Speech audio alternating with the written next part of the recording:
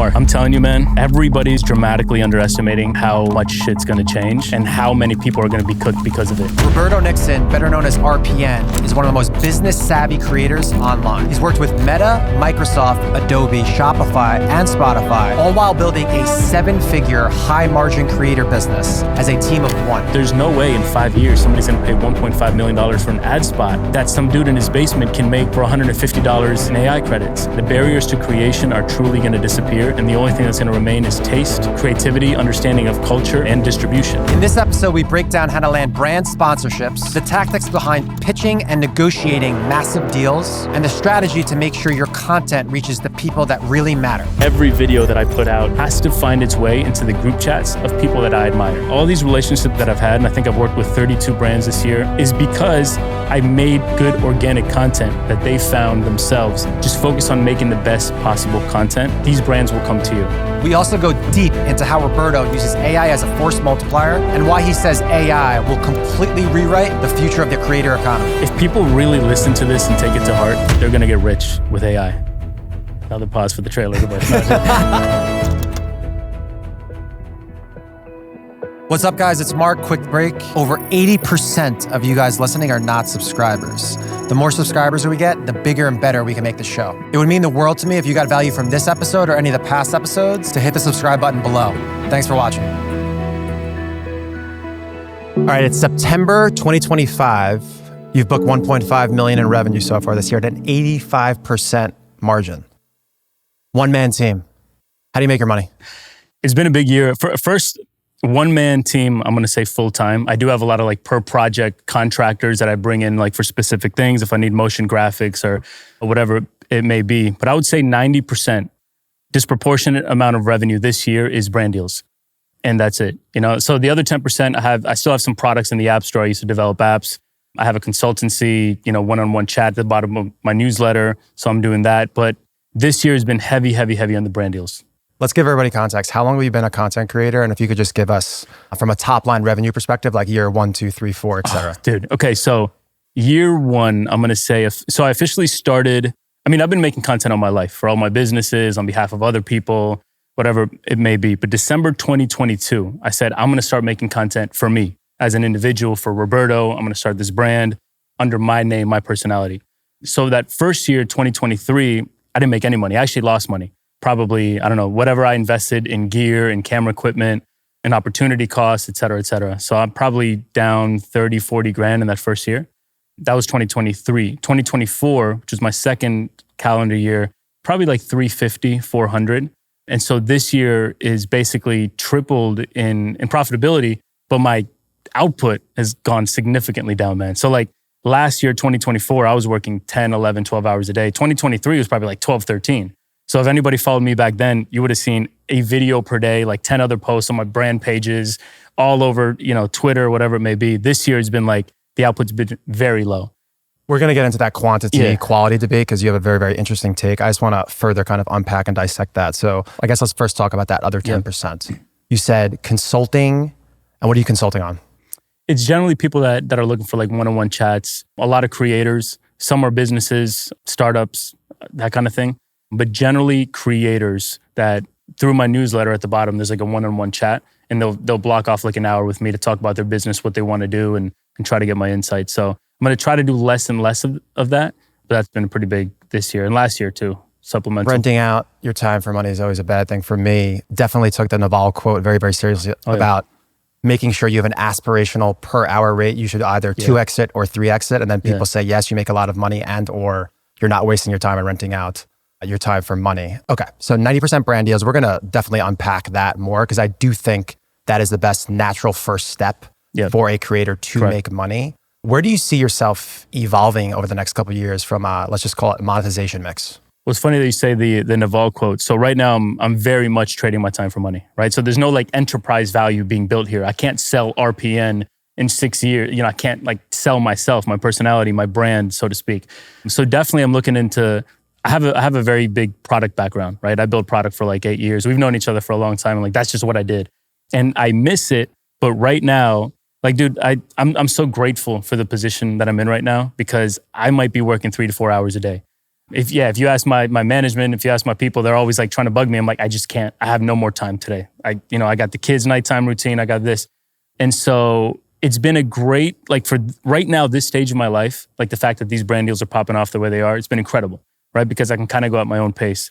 But I'm definitely a little bit more ambitious than just brand deals. So I want to get back into product, I'm looking at like paid community info kind of thing. But I really want to get back into SaaS, which is what I used to build. I'm just trying to crack the right idea. And as fast as AI is moving right now, dude, it's kind of tough to do. Different seasons in life. We talk about that a lot in the episode with Sahil Bloom. I think like a big thing to point out with the stage that you're in, because we're very much so in the same stage. Yeah. We're still discovering and finding out who we are, our voice, really solidifying our ICP. And we have, signed a big brand partnership with Universal Ads, Comcast. But I think one thing that you've done very, very well for all the people out there listening that I highly recommend that we're just starting to do is from an owned audience perspective, you've been pretty maniacally focused on the newsletter. So while you're building and figuring this out, you are still collecting people's emails. Or then when you do productize yourself, you're going to be able to press that button and boom, right away, you're going to have 200, 300, 500, 1,000 people for your product. Maniacally is probably the wrong word. The newsletter is great. Well, no, I really appreciate that, but I'm actually going to bring in some operators. So right now, we'll talk about this. Right now, I'm a solo operation, but I think going into next year, the plan is to like really start scaling and bringing in like really talented people at specific things. So the newsletter is one of my big focuses for 2026. And as you say, it's not going to be, honestly, like newsletter, media, paid integrations aren't that crazy. Like the short form video ad deals are where the money is, right? And so for me, the newsletter is not going to be like a media enterprise like component that's going to make money off paid integrations. It's going to be for, like you say, when I do launch that product, I have 100, 200,000 people that I can reach, 50%, 55% open rate that I can reach immediately and have like that sort of built-in audience. Because as you say, the rented audience on social, it's not as reliable. I think one thing to really, really point out there is the ability to have multifaceted distribution where, although it might not be a big touch point on the newsletter side, if you are doing a brand partnership, it's just one more spot that you can integrate in that brand. So the more spots you have, the better. It's just more hedges. So I'm really big on that, increasing the media properties. So I'm looking into, like right now, me, I've always been like big on Instagram and like building pages and brands and stuff like that. And more what I'm seeing is they used to not be super lucrative. And I think as an individual asset, they're still not that lucrative. But when paired with a personality, with a creator, then you have that extra distribution. So to your point, if I'm going to go to a brand and they want a short form video, I'm going to say, I can also put you on 10 of these pages, design like custom carousel, bespoke to your different features, like different talking points and narratives that you want to hit. And then I have a newsletter, then I have a long form YouTube, then I have threads, then I have Twitter. And so to your point, I'm like trying to expand the media properties. But to do that, again, I'm going to need to expand the team. And so like that's my big focus in 2026 is scaling and expanding. I still think that those pages, we'll get into those, are super, super underpriced. Ironically, that's how we started Iconic. My friends call me Barter Simpson. We'd barter posts on different pages. I know you've built a bunch of pages like that as well. To give people even more context, like I remember we did a remote commercial of Leo Messi with Adidas, and then we did it in person. I remember that. And we amplified that partnership through big soccer pages. So we created this kind of tornado effect where in a 36-hour window, 20, 30 million followers on soccer pages saw it. So do I think it's as sticky, the audience, these kind of faceless pages? No, I think RPN is obviously way stickier, but I think it has its place. We have, I would say, definitely have creators and then obviously operators, entrepreneurs, and marketers. And I think those are kind of really starting to blend. So I want to dive deeper into the brand partnerships because I do think that's kind of the first step that everybody should take. So you've managed to work with brands like Meta, Microsoft, Adobe, Shopify, and Spotify. What is the secret to landing these big partnerships? So I'm going to, it's kind of like this quote LeBron had to the rookies in the NBA. And I forget, I'm paraphrasing, but he basically had this whole quote. Somebody asked him, an interviewer, what would you say to the rooks coming into the NBA? That are looking to like expand their brand and make investments and And he was like, just focus on the game because everything else falls into place. If you start focusing too much on like, all right, what are you going to build outside of you as a ball player? What's my post-career going to be? What investments should it, and he was like, just focus on the game. Everything falls into place.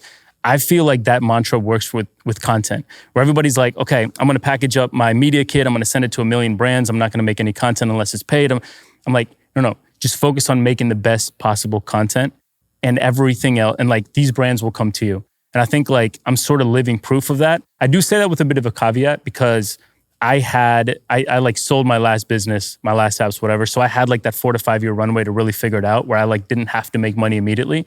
But my advice to creators would be go out there and basically work for free. Go out there and make organic content about the companies, about the products that you love. And for me, all of my relationships with these brands started because I covered them organically in my content. So as an example, Meta is a great example. I would always talk about like these new upgrades to Instagram and how much I love it and how to like approach Instagram. And then when the Ray-Ban Metas came out, I made a video organically.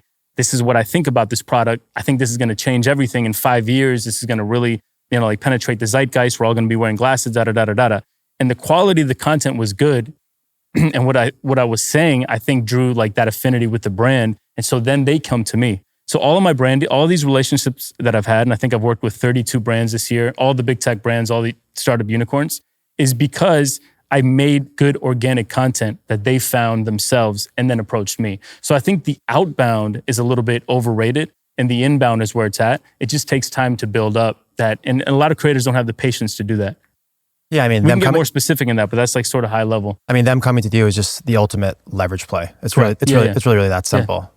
What would you say is like the single most important metric that these brands are looking for when they partner with you on social? So I have a lot of thoughts here. So let me try to organize them. Number one, I also want to tell creators to try to find management as soon as possible.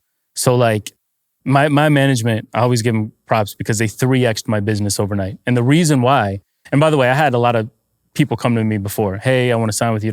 And I was always like, all of my deals are inbound. Why would I give anybody 20% of that?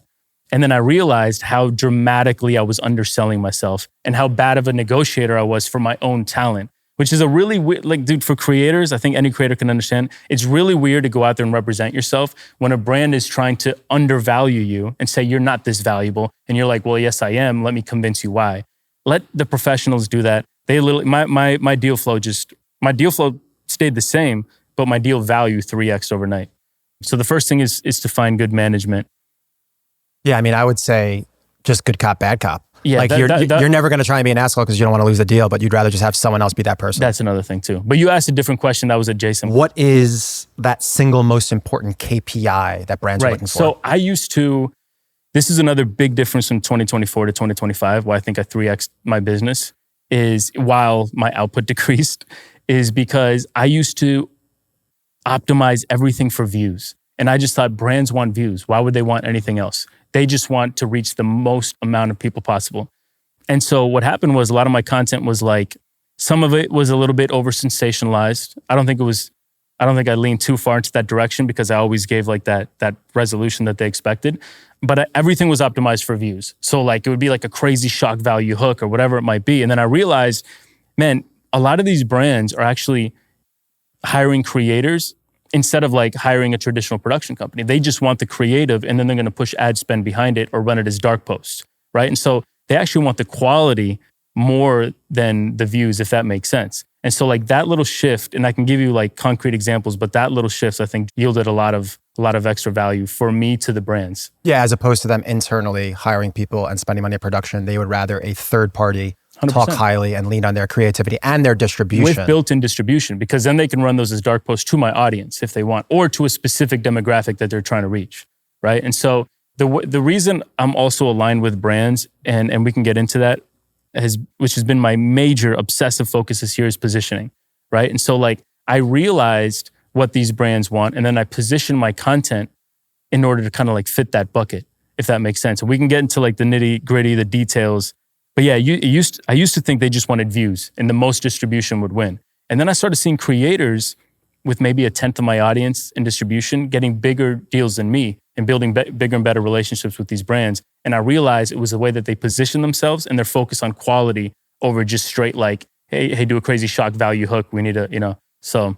For everybody here listening, 2 episodes, Caleb Ralston and Oren Meets World, we talked a lot about positioning. I cannot stress enough how important positioning is. So much so that we're going to go back into it now because it's so important. Yeah, I see all over the internet, you keep saying that position equals pricing power. So yeah, I want to go a little bit deeper. Tell me more about the thesis and stuff that you found out from a positioning perspective. How and why are you getting more money because of this? So I guess it would be unfair to drop a name. She's brilliant. She positioned herself as the #1 voice in AI business. And so she's getting these B2B. And then I realized, I was like, oh, I'm undervaluing her because her views aren't as enormous as me or some other contemporaries. But I realized that the quality of reviews are way better than mine. So if I'm getting 1 million views from like a 16-year-old on TikTok, it doesn't move the needle. But she's getting views, maybe 800 views, but they're CMOs. They're Fortune 500 marketing professionals. They're the people that allocate the capital, make the decisions. And so my whole thing, when I thought about my positioning, I'm like, okay, every video that I'm going to put out from now on has to find its way into the group chats of people that I admire. If it's a video that's not going to find its way to the group chat of a Fortune 500 CMO, I don't want to make it. And that shift, I'm going to shout out Ali Miller because she's the one that kind of like planted the seed in my head. But that shift was everything, man. Yeah, I mean, I think, again, it's an exercise that we are continuously obsessing and solidifying is who is our ICP, like down to like, where do they live? How much money 100%. Do they make? And I think for people out there listening, like it's really about like, if you're going to go downstream, that's going to be lower ticket and volume, or do you want to go upstream and maybe have 1,000 followers, but 500 of them are CMOs of technology companies that have unlimited budget? Correct. And by the way, there's no right way of doing it, right? Like that's another thing when we have this conversation, I'm gonna position them as like rules or like my mantra, but there are actually no rules to content because it's so nuanced and so grand and varied now that like, an entertainment dancing TikToker is gonna have a different strategy than like a business info product seller. Yeah, there's definitely, with every single thing we talk about, there's definitely context. So that's why there's nuance. Yeah. I always want people to watch the whole entire thing. So I guess a follow-up on that would be Roberto Nickson, 2025. How are you positioned? Who are you? Who are you speaking to? What is your obsession? Like, what is that lane that you're talking to? So so in 2024, for those that aren't familiar with my content, it was a lot of newscasty stuff. And the newscasty stuff, especially with one of my big talents is how fast I can move. I should tell people like I don't think I'm too talented except I have one talent and that's speed. I don't think anybody can make a video as fast as I can. Guys, we're going to get into that process. You stay tuned. Don't worry about it. I mean, it's muscle memory at this point, right? Yeah. And so like I don't think anybody can move as fast. And so I paired that with the newscasty stuff, and I was always first to break. Like Google just launched VO2, I don't know, 9 months ago, a year ago. I'm going to have the first video break in it, and it's going to be like a pretty high quality bar, and that's going to do well. But then what I realized, I wasn't giving any of my own thoughts. I wasn't using my brain. It was just straight newscasty. It was just straight like virality, just straight views. Basically, that kind of content is interchangeable. If somebody else with the same newscasty pops up on their algorithm first, they're going to get the views. But there was no, and the way that I realized this was a losing formula is the following to view ratio was astronomically low. I'd have like 3 million views on a video and I'd get like 128 followers from that. And I'm like, oh, I'm just filler content, right? And so the big positioning thing that I did is I started giving my own unique twist and take, why I think this is so consequential, why this is going to change what people should be looking out for. And that's been a big difference in 2025 as well. I think a really, really good thing to kind of pin that down for people to understand and know. Another thing that I see you saying, and for me, I'm double, tripling, quadrupling down on it, is your brand is your moat. And with AI coming, you said it best right there. It's all that unique POV. Like I always ask myself, like I'll talk to my girl and it'll be like, so-and-so is selling this course, but you or me or somebody else knows more about that course. But what they're doing is they're buying the course because they have an affinity for that human and their specific unique POV. Yeah. Dude, Mark, I'm telling you, man, everybody is dramatically underestimating how much shit's going to change and how many people are going to be cooked because of it, because nobody's preparing for it. My newscaster content from 2024 in 2027 will be 100% automatable. When I'm looking at, do you know N8N or some of these like AI? So N8N is kind of like a Zapier. So it's like AI automation. Oh yeah, I know Zapier. And so for context for people listening, Zapier is the ability to, it's like an if-then statement where something can happen in one program and then it connects with another program. So it's interchangeable, like an API. Correct. Yeah. So right now today, I'm looking at some of these, they're kind of in their infancy, but some of these N8N integrations. And already text content, by the way, has already been solved. It's like, it's going to be very, very hard to build a brand if you're just text only because LLMs are just going to eat you up. But video content, N8N integrations. So people already have, and they're 100% automatable, where they'll go to an LLM, whether it be like GPT, Claude, whatever, to write a script. Or first of all, they'll get all the the trending topics to the minutes on like what's hot in tech, whatever it might be. Then they'll automatically write a script with all the best practices, all the best storytelling practices, how to structure a short form video script with the hook and the meat and whatever. And then they're using like a VO3 Google API or like a Midjourney API, feeding it into Google to animate it, or Kling, using Kling 2.1's API to animate it. And then the bot, the automation, is actually posting to 100 different accounts automatically. God. Right now, it doesn't really work because it requires so many shots on goal for like one to kind of hit to make it worth it. Let's say like 100 videos have to go out there for like one to hit. But the problem with these APIs right now, they're still pretty pricey. So like it'll probably be about $6 a video. So for every automation that you're running, it's around $600 and the quality level is not quite there. In 3 years, the quality is going to be like 6 cents. Perfection. And 10 times better. And it's going to be 10 cents per automation. So the infinite content machine is coming. And like, if you're not positioning your content, you're going to get smoked. How much longer do we have this content arbitrage for? I mean, I would say 2028. Wow. I think we have until 2028 and by the way, and I think you and I talked about this before, but you know how we're like, we look at our parents' generation or grandparents and they're like, man, they bought a house for 80 grand in like a nice suburb outside of DC. Or our grandparents, they bought property in Malibu for 50 grand. Like, my God, they got so lucky. We're screwed. We have that kind of same opportunity in the digital real estate medium where the last 5 years, bro, it was so easy to build an audience. In 2020, any 16-year-old girl with an iPhone had 1 million followers on TikTok. It was free attention. It still exists today, but that arbitrage, man, that is winding down. And I think by 2038, by 2038, it's going to be nearly impossible to build an audience in a world of infinite content, infinite perfect content with AI. So like, we got to take advantage of this opportunity now. Guys, go watch the movie Ready Player One. You'll be freaked out. That's probably coming in 2035. What you just said was very, very high level. And you're saying stuff like, I know Midjourney, I know a lot of that stuff. Let's break that down way more for the audience. Yeah. In its simplest terms, and feel free, this is how I see it, and then layer on top, is you can have different news can come out and you can have a program that can grab that news in real time. And then you're going to have, it could be like a Google Doc or a Word doc where you can put all of these rules where it's going to funnel them through these rules. Maybe it delivers a script.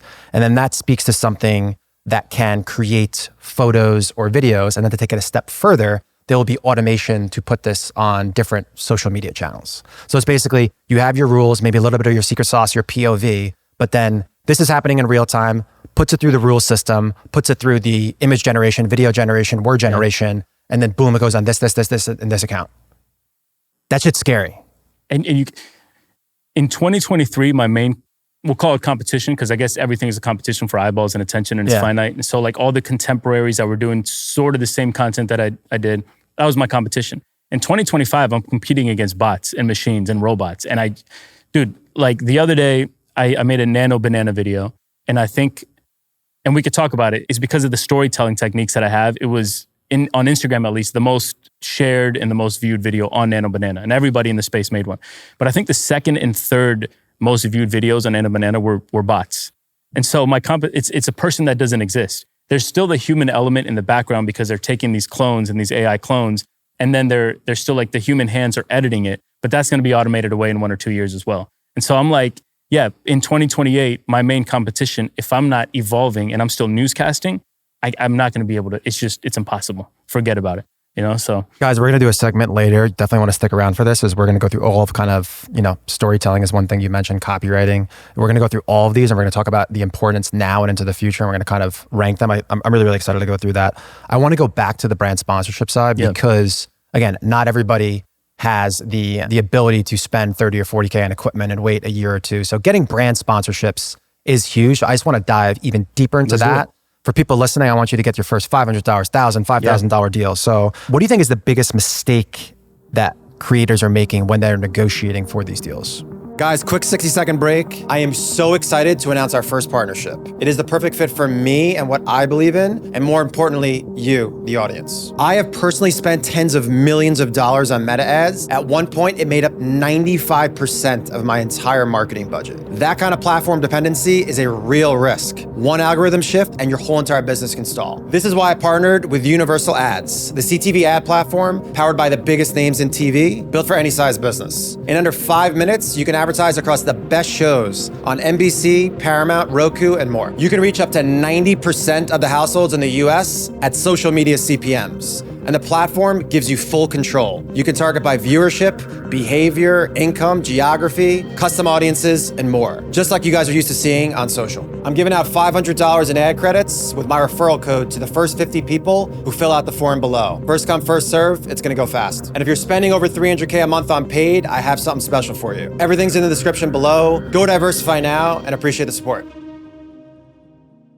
Man, I probably made every single mistake in the book, so I probably know this. The first is that negotiation 101, right? I would always start low because I didn't want to lose the deal and I didn't want to break the relationship. And there's so many layers to that. Number one is when you put out a number and it's kind of low, you can't go up from there, man. You're only going down from there. And number two, I realized, and this was like very palpable to me, but I realized the affinity that they had for me and the respect that they had for me, a creator, I think came down. Because if you're not giving them if you're a creator and you have 15,000 followers and a brand comes to you and you're saying, I want $2,500 for a deal. But if you say, I want $25,000 for a deal, even if they may not be ready to spend that with you, they're automatically going to respect you more and think higher of you. And in the future, when there's more campaigns to roll out, they're going to, again, the positioning, they're going to be like, this guy's exclusive. Right? Like we want them on the campaign, you'll eventually get it. So the number one is, and again, it's unfair because I didn't have to like make rent every month. But the number one is never settle for anything lower than you're worth. I'd almost say make a free video in the style that you want it instead of taking peanuts for a brand deal that might there may be some trust loss that happens within your audience at scale, if that makes sense. I would come back with you on that. There's one thing that I think a little bit differently on. Yeah. I agree, free or anchor very high, because 25K versus 2,500, you got to do 10 of those deals to equate to that. Right. I do think it is worth it to potentially take lesser money for one deal. So you can get that one deal, that one logo, that one anchor. Yeah. So then people feel more comfortable with like, oh, I've done this with X. But past there, I completely agree with what you're saying. No, I agree with that as well. The other thing is that we're just kind of exiting, in my opinion, like this social, like Gary Vee really like popularized this where it was just like output, volume, more. That works for him and it works for specific use cases. But if you're trying to supplement or build a career from brand deals, I actually think filler content and quantity for the sake of quantity is going to work against you. Because the way that a lot of these people are comparing and like deciding which creator to hire, they're really looking at your last 10 and they're looking at your last 10 viewership. The followers don't really matter anymore. They want to see engagement in your most recent set of videos and specifically in the ones with a paid partnership label on them. And so like there is still, unless you built a brand and you're known for your brand instead of like your performance, there is still like sort of this legacy group of people out there that make these buying decisions that will look for engagement specifically in your last 10. So another mistake that I made, I wanted to post daily, sometimes twice a day. So sometimes I just post like kind of shitty videos in order to meet that quota. And I think that worked against me. I think don't do filler, whatever content. Keep it premium, keep it high and respectable because the last 10 pieces of content you put out are the ones that these brands are going to be looking at. The one thing that I would push back on that as well is what I found interesting is I completely agree with you. We're posting every day. It's so funny that you say that. Yeah. And like, I have some that are like dudders getting like... No, by the way, I like the disagreements because I think this is where like... Yeah, it's, some of them are dudders, getting like 3,000 views. But then the craziest thing, I think I might have said it on a past podcast, is we deliver shorts to our guests and we evaluate them. Dude, the one that we gave, we gave it the 6th or 7th, it was ranked 6 or 7 out of 10, is the one that has gone gangbusters. Yeah. 20,000 shares. Masari, the CEO of Instagram, reposted it. So I do think you are at an advanced stage. I think in the beginning, and we've talked about a lot this in the past, is get a lot of shots on net first to understand where you need to live. Because another thing that you say is you're super adamant about like the formula is all about the format. Right. And until you find that format, then you're just doing what I'm doing, which is kind of swinging until you find that format. Two things here, because I think this would be helpful for the audience. My first 2 years, again, my intention was not to make money. And so I understood that there was going to, I was finding my voice. And so my quantity that first year, 2023, if you go back and look at my Instagram, it was like 2 videos a day. So I agree with you, like at the beginning, prioritize quantity just because you're going to get a little bit better every video and over a long period of time that starts compounding. So again, like another thing we can talk about is I don't think creators should ever quit their jobs to go all in until they kind of start cracking it. because you want to have revenue coming in so you don't have to make decisions that are going to hurt you in the long term just to like make rent in the short term. Does that make sense? I'm sure there's a better way to word that. I completely agree with that. Yeah. And by the way, like you're optimizing also for something different. Like for you, shots on goal makes sense because you're trying to get viewership into the long form. And like your money's going to be made in the long form product, right? Whereas my money's made in that short form product. And so again, like there's so much nuance creator to creator, depending on like what kind of business or what you're optimizing for. But for you, I would actually prioritize quantity at a high level of quality. But you know, shots on goal for you make a lot of sense. So all of these shots on goal are basically backing into that the format is the formula. How would you recommend someone listening to find that formula? I think having a scalable, repeatable format for me is the difference between like a hobbyist or maybe like an artist versus more of a business person or a creator trying to turn this into like a lucrative business, right? And so the reason I say that a highly repeatable format is so useful for so many reasons. Number one, scale and output, right? You don't have to like reinvent and like find a new creative like format or a new thing that you're going to make every single time. It's like, my camera's set up, my lighting is set up. I'm just going to do the same thing that I do every time. And also the audience starts knowing you for that. I think this is so underrated, but keep going. Yeah. But that's the big thing because if you're compounding audience trust and affinity, and like that's how you really scale a brand versus a creator. And again, like there's so much nuance, but versus a creator who may be like a photography creator, travel photography. Every single time, if you have to go travel to a place and figure out a concept, that becomes very, very difficult to scale. Versus if you're a photography creator who's doing that, you're traveling and doing your thing, but you also have a highly repeatable format where you're just telling stories. I mean, the talking head example, like look at Oren, look how many people are doing what Oren is doing now. I mean, that wins. It wins in every medium, in every industry, in every sector, because that photography creator who has to go and travel and make a specific piece of content for a hotelier or a luxury hotel brand, whatever it might be, go back home and then make 3 talking head videos or green screen videos about your experience doing that or what you did or how you created this like unique visual or whatever it might be, right? I think that when people say the riches are in the niches, I not only agree the riches are, it's in a unique, repeatable format with a unique niche. If you just do those 2 things, 100%. like do green screen about one thing and you just find something that no one is in, you unequivocally will win. And the top 1% of that vertical is going to pay you disproportionately more amount of money. You made one of the best examples is Oren. Yeah. Oren John, who you had in the pod. Everybody should study what he's doing. Great example of this. Another great example of this and why I really think the more hyper-specific the niche, actually the better. Whether you're going the brand deal route, whether you're going the info product route. I'm going to shout out another guy. His name is Nick Sarayev. I don't know if you've seen him. I have not, no. He never deviates away from the format. It's always talking head split screen, sort of like the thing that I helped popularize back in like 2023. But it's really only about AI automation. So he's not talking about general tech. There's no like general tech umbrella. There's no general AI umbrella. It's like AI automation for every single video. And his CTA is to the school community that he has about AI automation. He's doing $400,000 a month because he's never deviated away from this format or the niche. Right? High margins, guys. High margins. Incredibly high margins. Like, he probably has a couple operators or whatever, people in that course, but margins are probably 85, 90%. And again, if he started talking about, all right, today, instead of AI automation, I'm going to talk about image to video, or I'm going to talk about whatever else it might be, that's actually going to hurt his business. So his focus is so specific, and that's why he's winning. To me, it's just another great example of the riches are in the niches. Yeah, I mean, Caleb had an interesting take on kind of this split.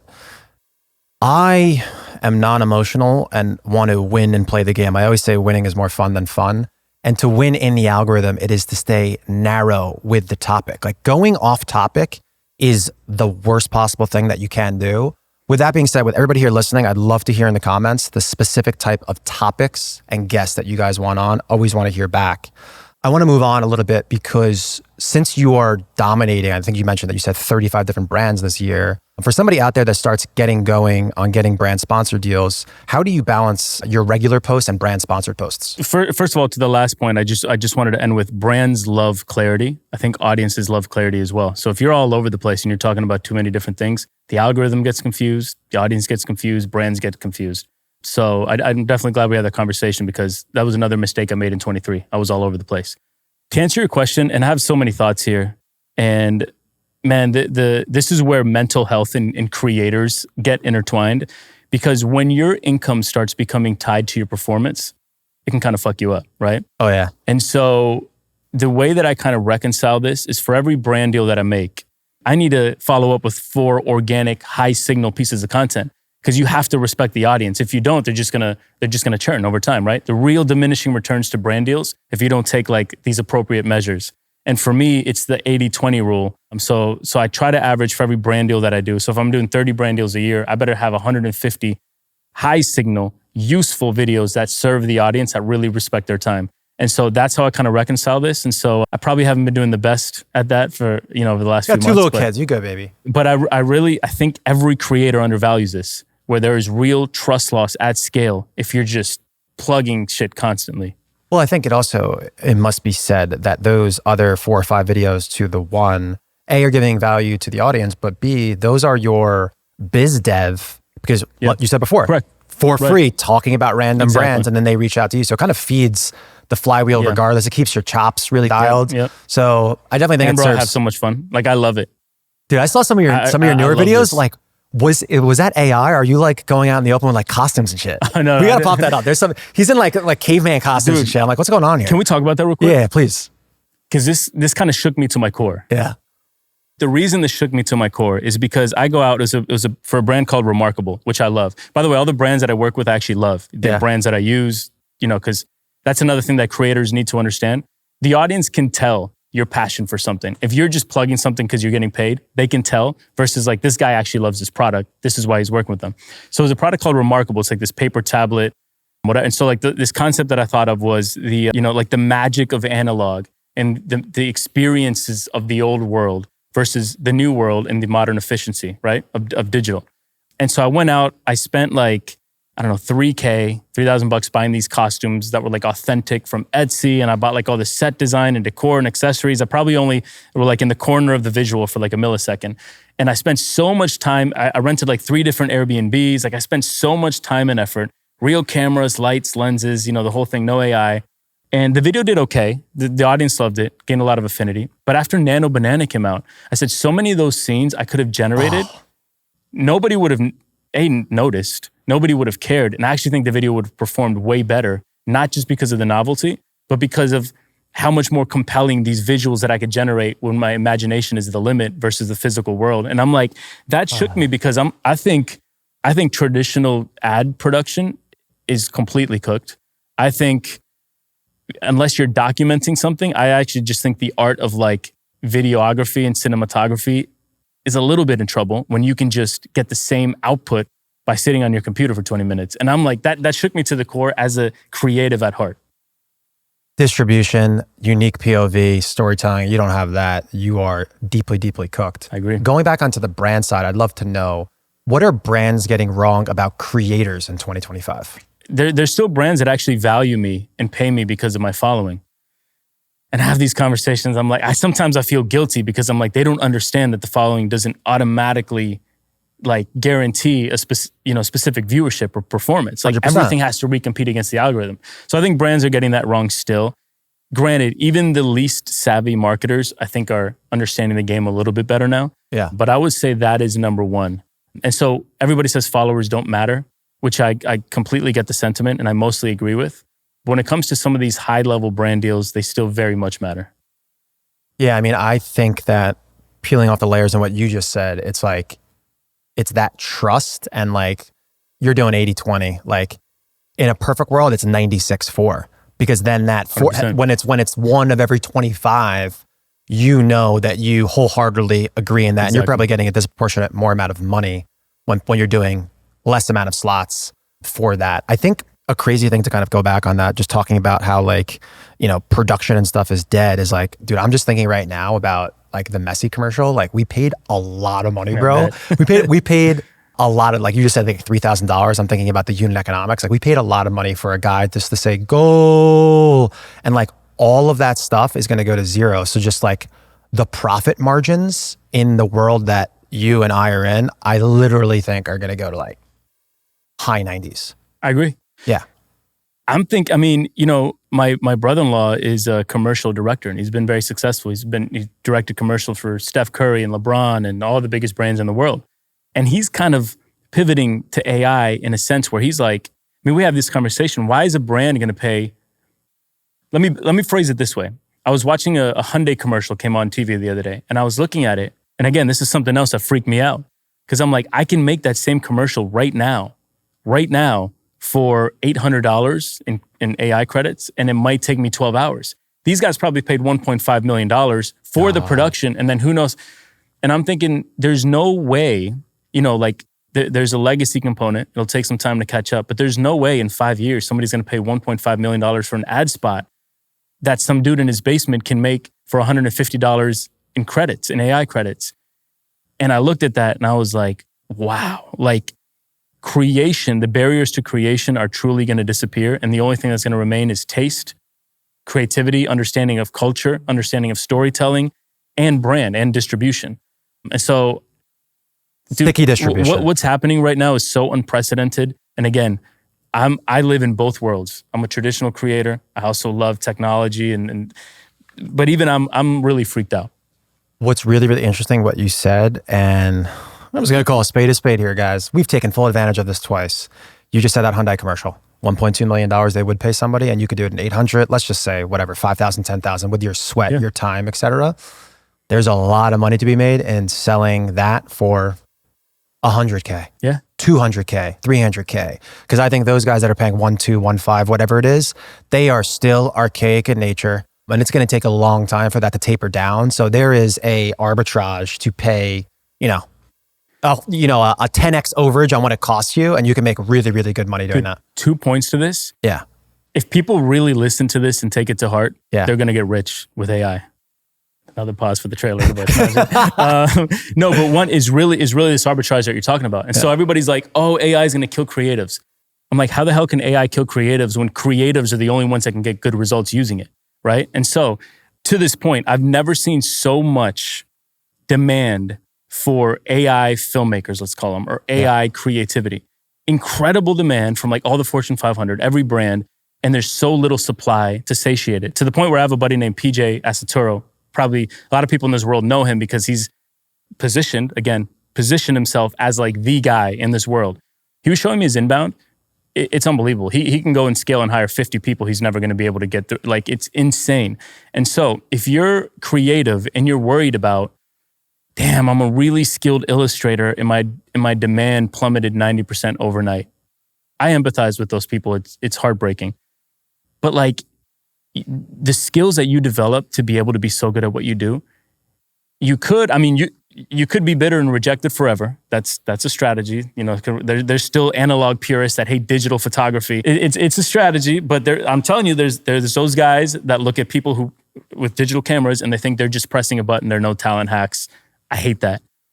The same is going to exist in this new paradigm where there's going to be people who bitterly resist it forever and kind of like screw themselves out of the market. Or there's the creators that realize this shit is changing. Let me use my creativity to figure out how I can play a more lucrative game here. And I've seen this happen over and over and over. And I wish we could give like specific examples of ad spots that I love that were made 100% with AI that I think are the future of this whole industry. Good transition. We're going to get into the fun part here, guys. So positioning, we talked about positioning, kind of set the stage. Let's get into the fun part, which is the actual execution of producing content. Yeah. Which for everybody listening, go check RPN on Instagram. This guy's out of his damn mind on this.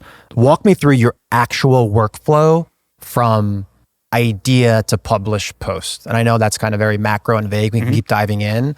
But where do you start from like an idea perspective? I'll give you to my bread and butter format, which is the split screen talking head narrative. I also have like this new format that I'm messing around with, sort of an evolution of that I call cinematic editorials, which is really just like a Substack essay that I like write, and I turned it into like this really compelling visual.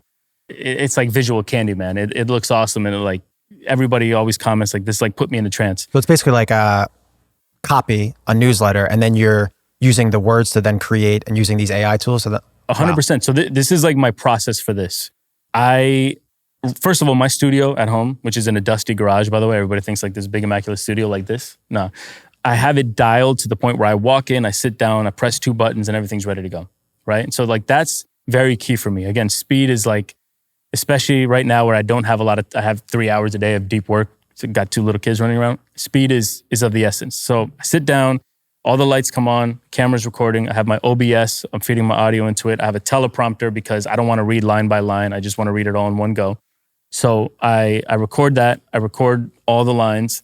I bring it in. I'm editing with Premiere. I know a lot of guys are using Resolve now. I have like everything is templatized and dialed. So like the audio treatment, I just have like one click. The visual treatment, which is generally the same LUT and the same coloring, etc. Again, one click. I sit down, I cut it all up.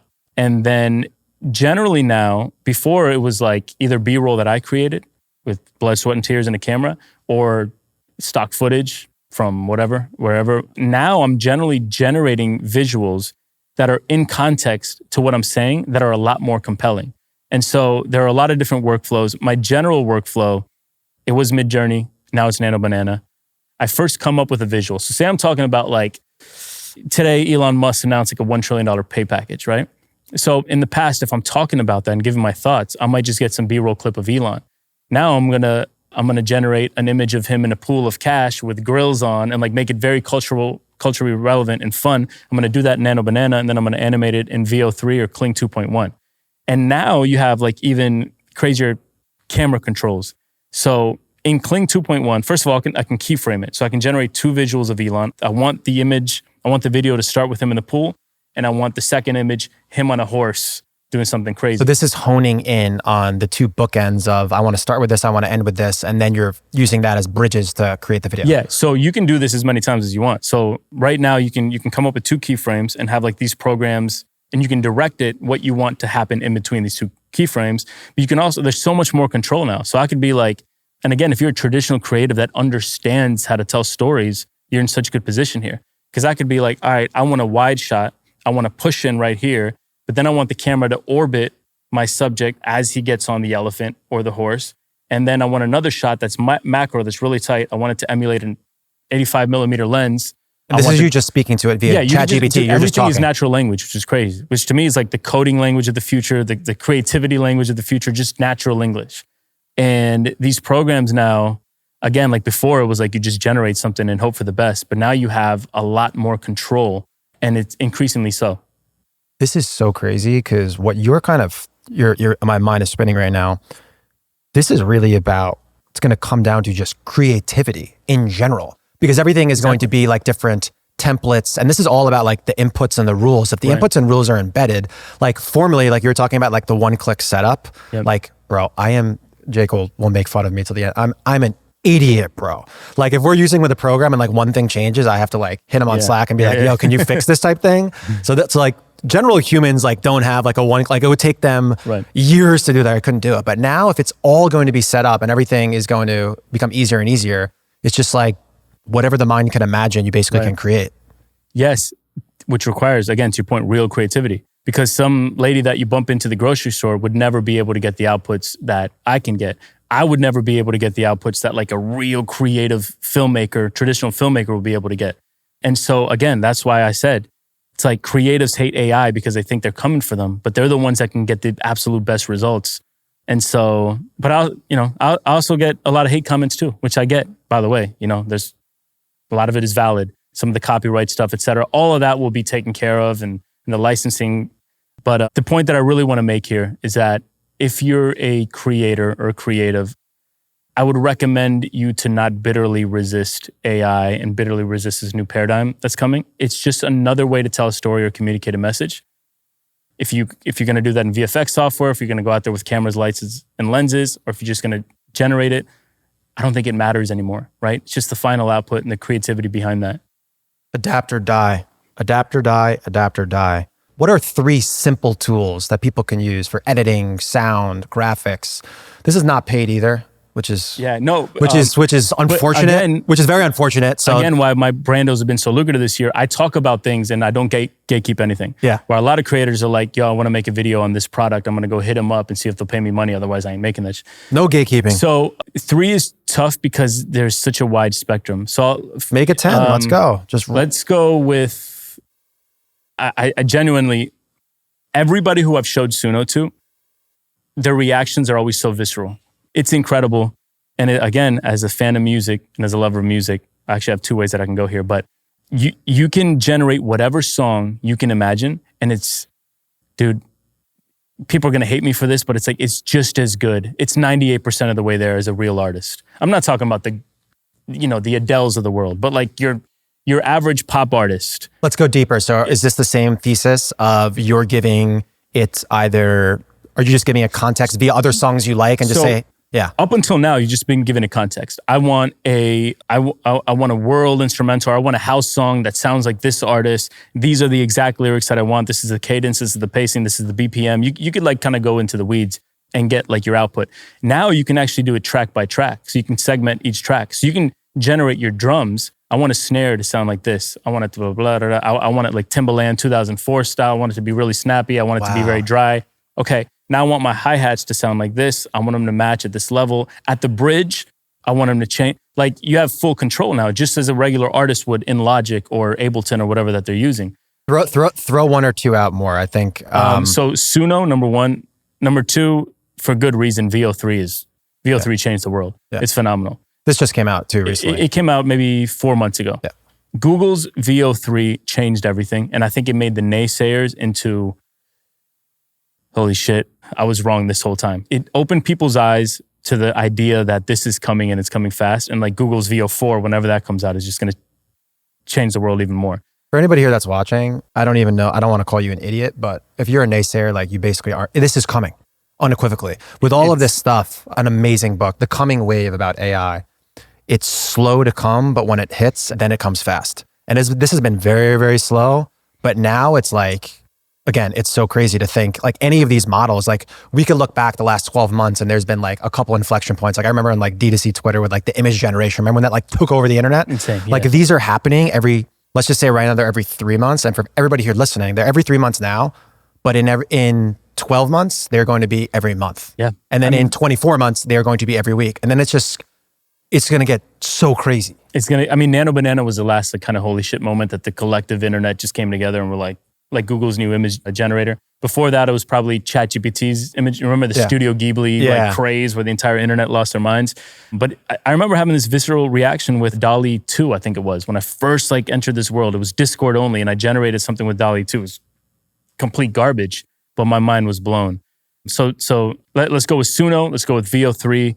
And then I guess the other one that I just think is so incredibly useful is Kling. It's a Chinese model. The model can do a lot of different things, but I use it for image to video and it's magic, dude. So I could take a picture of you and then I could type in, I want Mark to get up. The camera pans to the right, revealing a horse.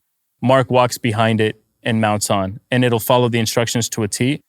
And Kling 1.6, which was like 6 months ago, was okay. Kling 2.1 Master, which is the latest model out of China, it's just unbelievable, the leaps that these models are taking. So in 3 years, to your point, it's going to be like perfection. All creative, boundaries are going to be knocked down, and it's just going to be limited to what you can imagine.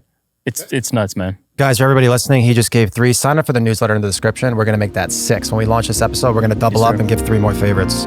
What's up, guys? It's Mark. Quick 15-second break. We're building a private community for operators, marketers, and creators. And in order to join that wait list, you have to sign up for the newsletter. The newsletter is going to give you alerts on all of our new content and my personal takeaways from each and every guest. Make sure you click the link at the top of the description to sign up. Thanks for watching. I would say 90% of my time is spent thinking. That is what being a creator is to me. And it just may be like my unique like skill sets or whatever, but when I have the idea, the scripting, the editing, the actual shooting, the coloring, that's peanuts. That'll take me 45 minutes. But the idea is so far and few in between. Having like an actually unique, compelling idea that's unique to you, that the world would find very interesting. To me, that's the whole game now of being a creator. I completely agree with that. From an ideas perspective, like what's your system for capturing ideas? Do you have like Oren, for example, was like very, very big on this crazy Notion board. I have graduated, like I call it a boomer for this. Like even like we now have like a shared Instagram, folder that all of us flag things that we like. So how do you capture ideas? Before I answer that, I want to make like a kind of an ironic point. I came from the world of product. I built iOS apps for like 8 years. And I always had the thing was like ideas are worthless. Execution is the whole game. Now that's kind of been flipped around on its head, which I find funny. It's like ideas are the whole game. The execution part is easier and easier and easier with all these tools and whatever. That's interesting. We'll see how that pans out. But as far as my idea generation system, I live by my Twitter bookmarks. I love Twitter bookmarks. I read a lot, less and less. I never scroll. My Instagram and TikTok behavior now is like, I don't use them. It's like Substack, it's Medium, it's like long-term Twitter essays. You know, there's incredible minds on Twitter, like this guy named Signal, Signull. And it's just, to me, it's reading a lot and walking a lot. And like that combination, it's hard to like describe. It's just some sort of like magic that happens. I don't know. But that combination is like where all my ideas generate from. So I'm like reading, and I'll go on a walk. All of my best ideas have come when I'm running like a 5K and listening to M83. Yo, for any creatives that need ideas, that combination, for whatever reason, that combination works. Go on a long run, an hour run, and listen to M83. Your best ideas are going to come. I'm way bigger on walks right now. And now I'm talking to myself from an audio perspective, and I'm just firing off ideas. I don't want to bring the phone on the walk. That's a whole other different crazy thing for ADD people out there. Going no phone on the walk. The more you consume, the less the ideas actually come, which I find interesting. And so many people are like scrolling, trying to find ideas, trying to generate ideas. I don't know. Maybe I'm unique to this. Maybe you can speak on it a little more. I'd love to hear about your process. But like, I often find the opposite happens, where your brain gets more clogged and you have more of a writer's block or a creative block the more you consume. So it's ironic that you say that, because for me, how I prep for the episodes, and I prepare for the episode till about 6:37 last night. Yeah. And then I make sure I am off my phone and not consuming any random garbage in my brain until about an hour and a half before. And then I go back in to just clear my brain out. It's been absolutely huge for me. You know, I feel like macro level, high level, this conversation is going to be very frustrating to listen to, because so much of what I do is instinctual. There's no way for me to like really describe it or articulate it, right? And so I've always like noticed that about myself, but it's only been recently that I've actually like really figured that out. Is like, and I think it's a difference. I'm not comparing myself to like an auteur, but like a auteur level filmmaking versus like the modern data-backed filmmaking, which like Netflix does. Like everything has to follow a specific formula, and we have to get this audience and demographic. And I've noticed that everything is instinctual, and it's hard for me sometimes to like explicitly articulate why I do or think the way that I do. It's just like reps and years in the game. And so I hope that isn't too frustrating for people to listen to. Ironically enough, I would say the absolute opposite about you. I think you're one of the best, simplest like your skill, and you're amazing at like disseminating this very, very high level AI stuff and doing 60 to 90 second videos where I can process it. I appreciate that. Killing it with that. Right. I want to keep diving more into how to produce content. Let's go into audio. You said audio is the emotional bloodstream of content. Why does it matter more than visuals? Two reasons come to mind. One is you can get away with a video with shitty visuals and immaculate audio. I think you can get away with that. I don't think the opposite is very rarely true. Where if like you have a video that looks great, but the audio is muffled or crappy, it's just very, very hard to consume. That's kind of more high level. But the more important like meat of this is like visuals. Okay, this is what you're looking at. But like audio tells you how to feel, to the point where most of my best ideas start with audio. I'm like listening to a song or music that moves me so much, that moves me to like a story, something that happened in my life, something that I've been thinking about. It finally like, there's like a clarity moment where some convoluted messaging or topic or idea that I've been thinking about all just like comes to light, is like through music. That's the punchline there, man. Music tells you how to feel about something. And, you know, ultimately when it comes to like storytelling, what you're really trying to do is like evoke emotion out of the other person. I call it a cocktail of chemicals, because you're trying to like elicit a cortisol response, endorphins, dopamine, right? And so like the way you do that, yes, sure, through a lot of storytelling devices, but like to me, music is the most important way. And I don't know if you've seen like, have you seen horror films and they're dubbed with like silly, stupid clown, like, you know, like Britney Spears music on top of it? That would be weird. It's no longer scary. It changes the entire experience. And so if you're a creator, if you're short form, if you're a YouTube creator, please do not underrate or undervalue or under-index the importance of music, because I'm telling you, it is such a cheat code once you really understand music, sound design, and how to use it to your advantage to tell a story. So funny for like the e-com people out there listening. It's almost like audio is like direct response. It's like telling you what to do. Like it's literally verbally guiding you, as opposed to you kind of being subjective in nature, which is more like kind of like top of the funnel. That's an interesting way to look at it. You're really backing, you talked about evoking emotion from your audience. You talk a lot about making your audience the hero. What does that mean like in practice for a creator? I think, and it always sounds harsh when I say it, but I actually think it's liberating. Nobody gives a shit about you or me or anybody else for that matter, right? They really only care about themselves. So the way that I position my content is like, I have to serve the audience. If I'm telling a story, they have to see themselves in the story. Otherwise, it's not compelling to them. What do they care, right? And so a lot of creators make this mistake where they're like, yo, look at me. I went to my boat and then I did this. And now the lines can blur a little bit because that can be inspirational when you're just like flexing what you have or sharing about your life. But I always, when I'm telling a story, and it doesn't have to be like a story in the pure sense of that word. There was a boy named Mark and it could be just like Nano Banana video as an example, right? When I tell that story, the reason why it performed better than anybody else's is because of just basic storytelling devices. I introduced conflict really, really soon.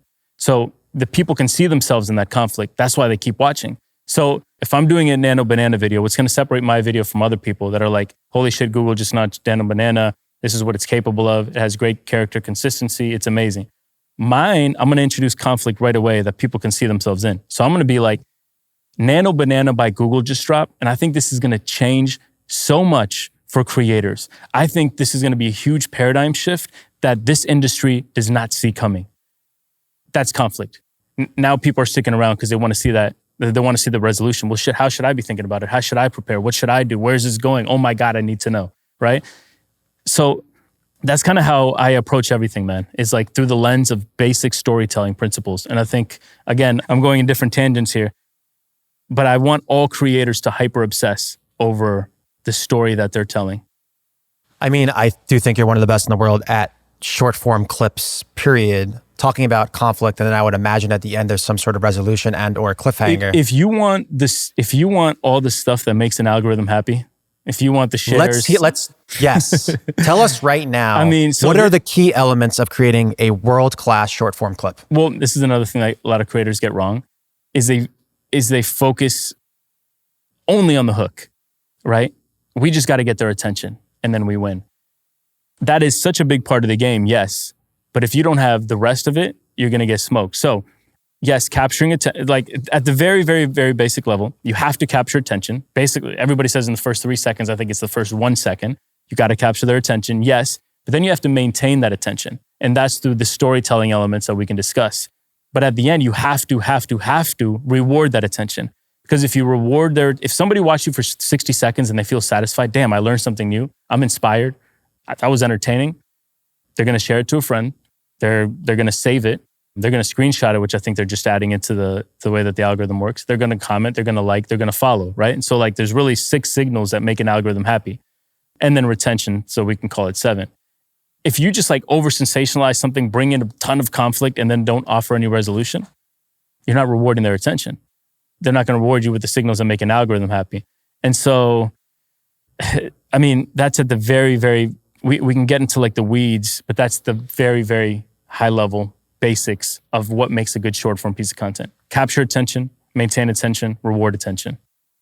What are the key signals that makes an algorithm happy? I think it depends on the platform, of course. My bread and butter is Instagram. I love Instagram. It's just my favorite way of communicating. My style fits best for Instagram. Number 1, I would say retention, probably still. Number 2 is a share.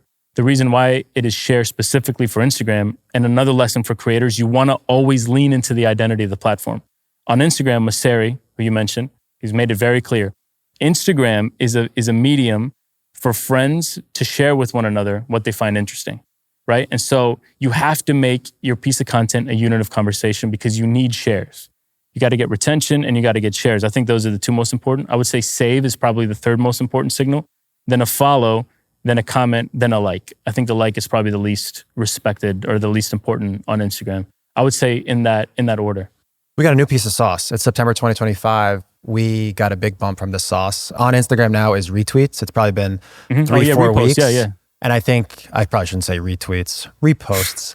And I think what's really, really interesting about that is with anything, you're going to get disproportionate benefit if done correctly, if you're early to anything. You're early investing in Bitcoin early to a platform.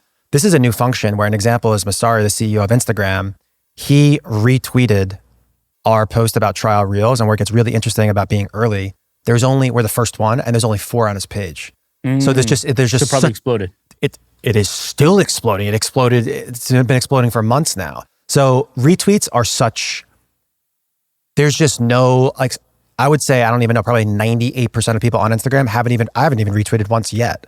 So the ability, trying to crack a strategy there. There you go. So the ability to encourage and try and get people to retweet, which that is that is something that we are going to 100% do. This is a good repost. I initially wanted to do it just like repost everybody. Like, I love showing love to creators. It's just like central to like not only who I am, but like my platform. But I think the way that I want to use repost is to like, whenever I see a 10 of 10 piece of content, which is rare, I want to repost that. And my repost, I want to be a curated collection of like the greatest pieces of content on IG, in my opinion, as a curator. So I think that's probably how I use reposts. It's so funny that you say that, because I think the next step is, it's like so weird. Like, I've seen some people retweet and it just looks like this random concoction of stuff. I think the next layer to it is exactly what you said. Kind of like what they did for, I think it was called highlights, is they need to give you some sort of kind of macro context of what you're doing in the retweets. Good idea. Like, the beginning has to say like, oh, like, these are my favorite creators or whatever it is. Because unless you just go and you're just like randomly. Dude, I would love that feature. Just like when you know how you can retweet with a quote on Twitter? It should be that. So like, I'm reposting this and then have like a little line they have it, but it doesn't always pop up. I really think from like a UI UX, like, they need to like really, I don't know, like a cover or something. Yeah, because that's valuable real estate. Like, I would love to know like your curated take on what are the best posts. Yeah, Masari, if you're listening. He might be. All right, let's keep going. Yeah. I'm having an amazing time right now. Okay, I want to bounce to the team and ops. You're running a 7-figure business, 85% profit margins. How do you keep a machine that lean? So I, again, have an advantage here. And that's because I have 15 years in the game doing everything and anything. I mean, I've built iOS apps, I've built Android apps, websites, I've designed. I used to work, my first job was at Interscope, working with like the rock artists like Keen. And like, I've just done so much that my skill set is so wide and varied that I can edit, just as good as almost anybody. My design chops and abilities, almost as good as anybody. My cadence and stuff on the microphone, just because I've had a career in that prior, as good as, like, so I have like just like such a wide variety of skills. You can start talk about skill stacking, where I'm not like a 10 in any of them, except for maybe speed. I'm maybe like a 7 to 8 in like 10 of them. And so that allows me to be like a one-man show, because I don't have to outsource anything, because I can do everything. You know what I mean? Yeah, I mean, I think it's just like a unique advantage that I have. I mean, I think we're in the world, and it's actually on the creator side and the business side, it's the same exact thing, and it's going to further be accentuated through AI. Is you start off in the beginning, you're a generalist, and if you want to stay, I mean, you could still build a very, very big, highly profitable business, but you want to stay 1, 2, 3 people, generalists are going to win. If you want to scale past that, then you're just going to have to bring in outside specialists. Who are those specialists that you're working with? The agencies, consultants, like what are the outside help that you're bringing in? So I have the management side. Man, I always give them a shout out, because Jake and Doug are incredible. And I think they're going to own the entire world of tech content. I do have It's funny, man, because I've gone through like 3 or 4 different agencies where I give them money and I lose that money because I don't use them. Part of the reason why is my stuff is so time sensitive. So when something comes out, I'm like, do I wait for an editor? Do I wait like 18 hours for him to turn it over and it's an 8? Or do I do it in 30 minutes and it's a 9? And so it's just very, very tough for me to give up those reins. Also, just because I love editing. But I do have motion graphic artists and motion designers per project, again, that I bring in. I've incorporated this more and more and more, because it's something that AI can't do yet. And so if you're doing like some really crazy, 3D or motion design with captioning or text or visuals or whatever it might be, it just gives you that edge that AI can't touch yet. So different things like that. But what I'd love to find is an ideas person, which sounds so vague in general. And 10 years ago, I would have rolled my eyes at. Now it's like the most in-demand. Can we just stop? Just stop right now. Yeah. We keep talking about this. It's the whole game. So many people. Sahil, he has a small team, which, by the way, they're dialed. It was the last episode. They are so dialed. Love that. Bro, he has an ideas person. And it's just like, it's so crazy, because I am obviously running a medium-sized company. It's not a small company, Iconic. And then I'm obviously the host, and I'm doing a lot of stuff. I'm doing the preparation, et cetera. We have a team, obviously, but like, we're now looping in, like Taiga is now going to be more on like the ideas side. Like we need ideas in spades. Yes. 10 years ago was something everybody rolled their eyes at. Now it's like the most in demand. That is my number one. If I had to, okay, these are all the pieces that I need for me to scale next year. The ideas person is by far and away, to me, number one. Really interesting. I want to riff back and forth with you on that. Like that ideas person, how do we evaluate that person? That's just so interesting. It's like, hey, I'm doing a podcast, upcoming podcast with Roberto. Like, give me a bunch of ideas. Yeah. I think almost you have to be an idea guy yourself. So something like, Mr. Beast is a genius, but like my one favorite thing from him that he said above all else is he's like, when I started hiring and finding talent, I was just looking to clone myself. Yeah. I was like, and so like the reason he was able to surround himself with the best ideas team in the world is because he was the best ideas guy in the world.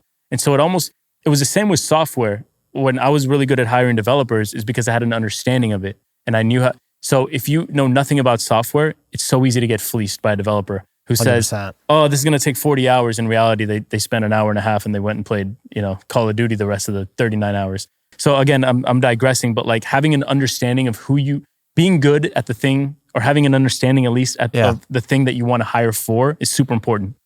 So you talked about cloning yourself. I mean, yeah, that's actually exactly what we're doing is in order to do so, you need to be very, very dialed on SOPs for people listening, scope of proposal, these kind of mini Bibles, kind of rubrics on do this, do that, do this. What type of SOPs or systems are you using that help you drive your whole entire business? Apple Notes, bro. That's my that's my HQ. That's everything. It's so informal and disorganized, especially now. I would have called myself a bullshitter 4 years ago when I said I have 3 hours maybe of deep work per day. But then you have 2 kids under 2 and you realize you get about 3 hours of deep work per day. So my process right now is very disorganized. My management can attest to that. They're always asking me for stuff. I'm like, I forgot. It's like I have it in Apple Notes and it's very convoluted. So if you ask me this again next year at this time, I'll have a much better answer for you, hopefully. But right now I'm going to laugh at it. I don't have anything. It's funny you say that too, because when we talked before we started the episode, I was like, hey, I went crazy into your content. We're friends. We've been friends for a long time. I obviously follow you and consume your content. But I'm missing posts here and there. And it was so crazy, man, because I've always looked at you as like a business person. Like I think you're a smart business mind. But I was like, oh my God, I completely forgot this guy's like an absolute creative ninja. And going off of what you just said is like, it's great that you understand and know business well. So then you understand and know who to hire on that side. With that being said, my thesis, like in the next 5 years for this podcast, what we're going to end up doing is I really think that there's this inflection point where there's on one side, there's creators. You're a hybrid, I would say, but there's creators. And on the other side, there's these operators, entrepreneurs, business people. Yes. If you are a creator out there, get a manager and start talking to people that understand and know the business. I think, again, because I'm not going to say that you're not really, really good at business, but like when I look at it, it's like, let's just say your major is in creative and your minor 100%. is in business. Yeah. And for me on my side, I would say my major is in business and my minor is in creative. And those are the type of people that they need to join together. That's how you're going to build all these huge things. So this is the thing that I think most about when it comes to this entire game. And I mentioned it, the artist versus the entrepreneur, right? The creative versus the business person. And there's such a tension. And I actually made a video like exploring this. It was one of my favorite videos that I made, but it kind of flopped because I spent all the time on the meat of the video and like the hook was an afterthought. And so like nobody stuck around past the first 2 seconds. But what I came up with, it's like, when we think of artists, we think of like Cole or we think of Van Gogh or Picasso. I make the argument that the most important artist of the last 100 years was Steve Jobs. And so like, there's artistry in anything that you do. And so I remember getting to an argument with somebody on Threads and we were talking about Puberty. I don't know if you know that account. Yeah, my boy Kit runs it. And they were like, that account is it's distribution. It's gimmicky. And I'm like, no. There's a real art to what they do. And there's real artistry behind it. And they enjoy it just like so there's no rules to art is what I figured out. And I'm trying to find the artistry in business, the artistry in scaling, the artistry in how I can take what I'm doing now and 3x it year over year. And to me, it's like, you just positioned right now as like the business person, the operator. I've always done the same. But now I'm like, there's artistry in that. And like blending those two worlds, Pharrell had a great quote on this, by the way. But blending those two worlds is like the game that I'm obsessed with right now and want to figure out how to play. Me too, man. I can't even explain to you, just like even preparing for these podcasts, just like how you were responsible for me learning about all this stuff because I just went down a huge, I love that. deep rabbit hole. I want to go a bit further. It's funny. It's not going to be a long segment on team because it's him and everybody outsourced here. Let's talk about the tools. You talked about kind of creative tools. Yeah. What are you using outside of Notes? Is it Notion? Is it Slack? What's your toolkit? Apple Notes is my entire HQ. If we're talking about creative tools, so there's a wide variety here. Again, one of my advantages, we don't have to get into the story, but when I was 18, I smoked something that was laced and it sent me into I basically lost 10 years of my life. It's not even an exaggeration. Those 4 or 5 years that I was not a functioning member of society, my reality was so shattered and I had such a deep and severe debilitating anxiety disorder that I just could not exist in the world. Like if I left my bedroom in my mom's basement, my entire body went numb. Anyways, because I couldn't leave that bedroom, I learned everything in like those 5 years. Every creative software, I learned how to code. Like everything, right? I was even messing around with 3D at the time. It was like Cinema 4D, I think was the name of the program. Now it's all about Blender. But like I learned everything, right? So I was like this practitioner. So now I'm still, again, like a 7 at everything. I'm not like a pro at any one thing. So my toolkit is very, very wide depending on the piece of content that I'm going to make. In general, I'm in Photoshop, Figma, and Premiere. And those are like my tools of choice. I'll like use other tools like for specific things. I might bring in After Effects but like in general, I live my life, my creative life in Photoshop, Figma, Premiere. And now a little bit more so in these AI tools like Kling, like Midjourney, like VO3, etc. What's interesting on that too is you and me are back half of 30s, 40, very, very soon. I always thought experience was so undervalued. I definitely think it's undervalued in business, 100%. I look at myself like even like a year ago, like what was I thinking? On the creative side, for the people out there listening, they were very, very lucky. Because what took you 5 years, again, status quo, forget AI, you would have got disproportionately better results because of that, because you widened your toolkit. Correct. For everybody out there listening, what you did in 5 years, people could do in a fraction of that time. 6 months. A fraction of that time. 6 months, you're hearing from him. I mean, I'm more focused on like the business side, but on the creative side, like, yeah, I would just go into a deep, deep hole. I'm just teaching myself any and all of these things on the AI side. I think you can change your entire life in 6 months. And I made a couple of videos on this. And actually, this is a guy named Serial, shout out to Serial, incredible AI creator. He built a SaaS called Enhancer. It's doing, I forget, like 150 grand a month in an MRR or whatever it might be. In 6 months, he went from nothing. And he made a story, which I really appreciated. He attributed it to my video about 6 months. He said, I watched this video, I locked in for 6 months. And all of a sudden I had 150,000 followers on Instagram and a SaaS doing 150K MRR. That's just testament to it. I think anybody lock in for 6 months, be true to yourself, no video games, no Netflix, none of this bullshit, no scrolling TikTok forever. Just focus on one in-demand, highly desirable skill. And I just feel like you can't lose 10K a month minimum. Go hard, guys. We're talking about 0 to 150. Let's talk about you. So you grew 400,000 followers on Instagram and TikTok in just 100 days. What's the formula for building on Instagram today? So the biggest difference from today, from even just like 2-3 years ago, and especially from 6 years ago, nothing that worked 6 years ago will work today. When I look at my audience, 6 years ago, I would look at, these are people that I can reach, that want more of what I have to say or what I'm doing. Now I look at an audience, these are people that I can reach if I make a really compelling and good piece of content that outperforms everybody else they're following, outperforms the content that everybody else that they're following posts in the last time since they visited Instagram. So it's like completely different now. So like if I have 600,000, 700,000, whatever I have, 650 on Instagram, I can only reach them if I make a good piece of content.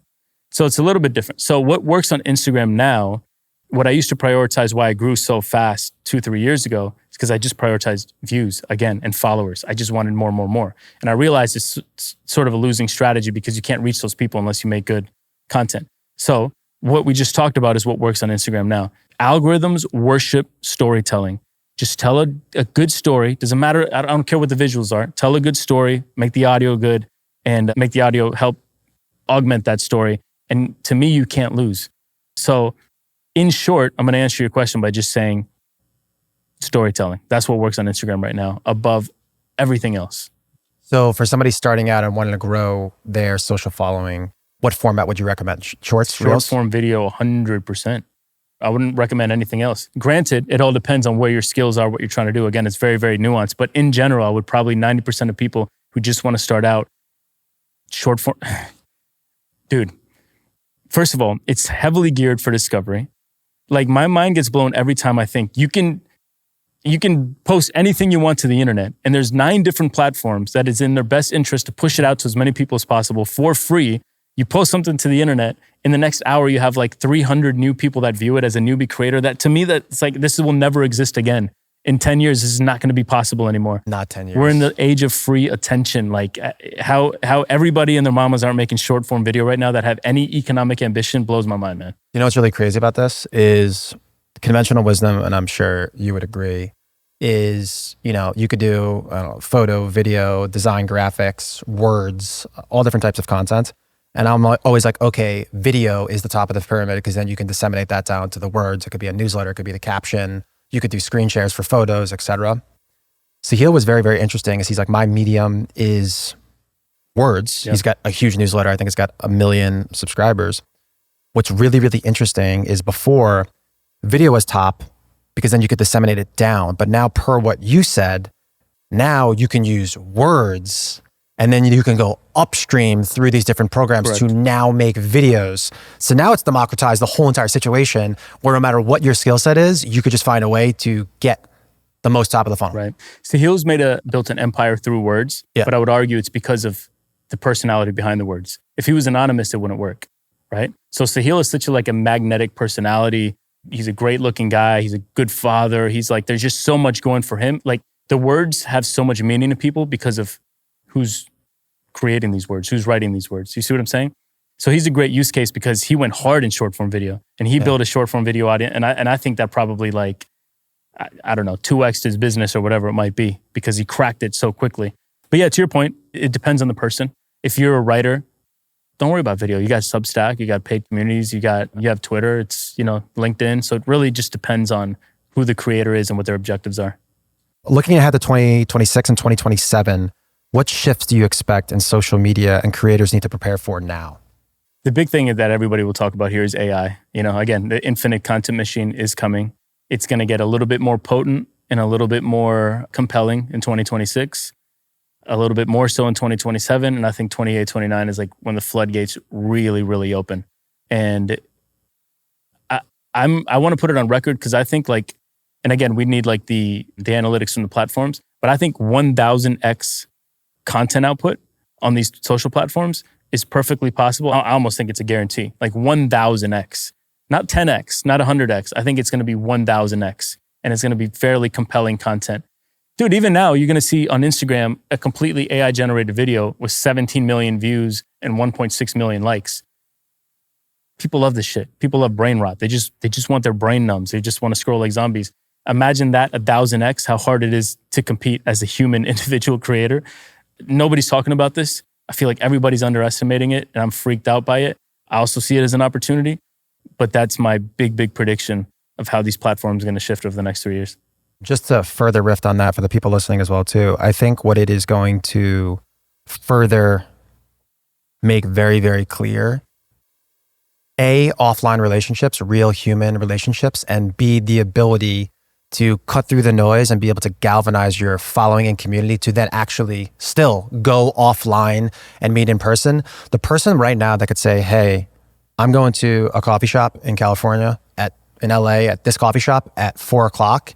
The person that could get 15 people to show up, that person is going to be very, very, very valuable. I love that framing. Very valuable. Man, Colin and Samir. Yeah. These guys, some of the best minds in the game. That's why they're doing in-person events now. They understand what's coming. And they had a very well packed out audience, celebrities. I mean, the whole thing was incredible. But dude, I love that framing so much. I'm going to steal that. Cool. Steal it. Throw in the newsletter, baby. Link out the episode. Let's get it. What is an untapped channel someone can build on right now? And why do you think it's a big opportunity? I have like a relationship with the Beehive guys, and that's what my newsletter's on, but I think it's Substack.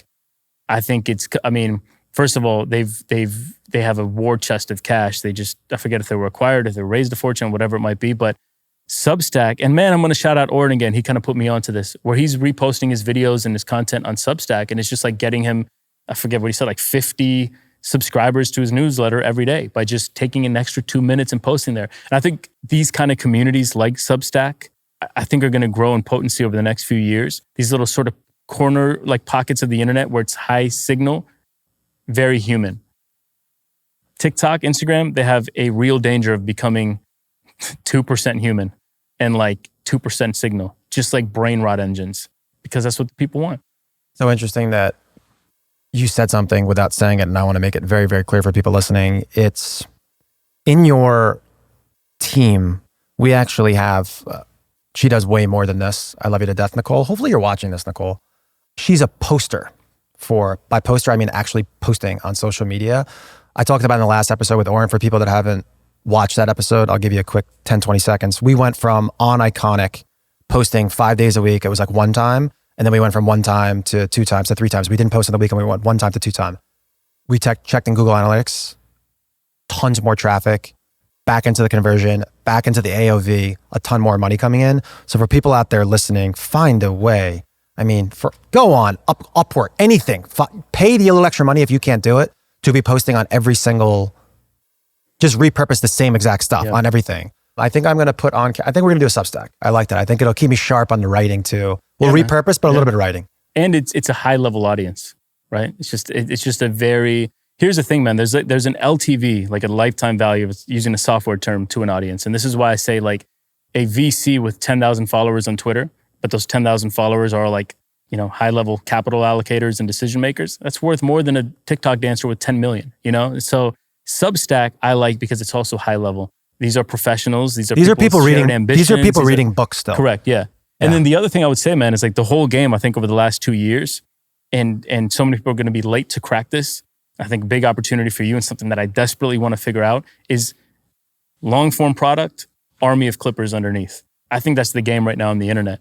And I think for a pod, it's like you live or die by that right now. There's no reason why there shouldn't be, 30 TikTok accounts and 20 Instagram accounts and 10 YouTube fan accounts of this show that are just like, 15-year-olds in Europe just clipping everything and putting it out to the world. Shots on goal. I mean, this is what the Andrew Tate model that he popularized. This is how he came to fame. And then the Theo Vons of the world and the Nelk Boys of the world figured it out right afterwards, took this model, and now it's just like becoming a little bit more and more prevalent.